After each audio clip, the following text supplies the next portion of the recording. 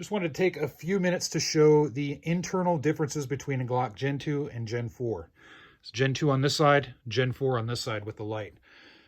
The reason I want to do that is because a lot of people don't look at the internals when they're looking at different models of Glocks. They look at the externals, and overall Glocks only do incremental changes with their generations.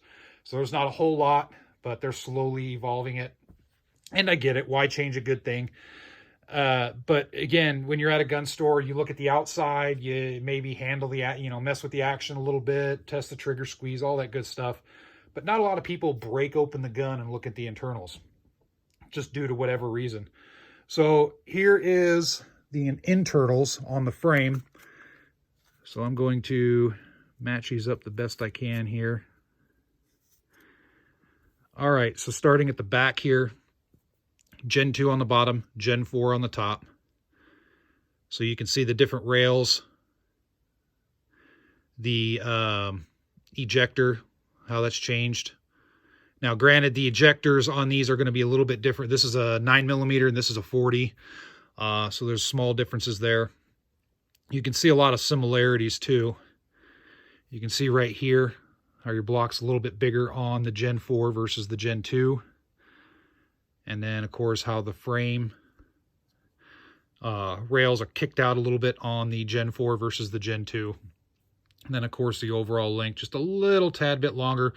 Probably because you got rail space and whatnot. But then other than that, everything's very, very similar. Of course, you got grooves, finger grooves on the Gen 4. But mainly the focus is on the internals here. So you can kind of see what's going on.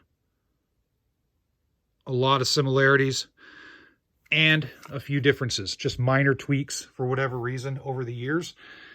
And there you go. That's just kind of the changes. So you're not getting a lot of different changes. My bottom line for all this is any generation of Glock is good. I know there could be arguments as far as, Gen 1 through Gen 5, which is best, what's more collectible, all that good stuff. But I think as long as you get one in good condition, any model is going to do you well. Granted, if you get a Gen 2, just know that, you're not going to be able to have a light on it unless you really mess with the, putting aftermarket stuff on it or whatnot. Which if you're going to do that, just get at least a Gen 3 or maybe a Gen 5. Go all the way up to the new generation. That way you get all the new stuff without the finger grooves as well. Up to you. But in any case, feel free to post your comments below, any of your thoughts. Again, all the Glock models are good. I just thought it would be interesting to just showcase the internal rail and just the minor dimensional changes and whatnot that they did over the years. All right, thank you for watching.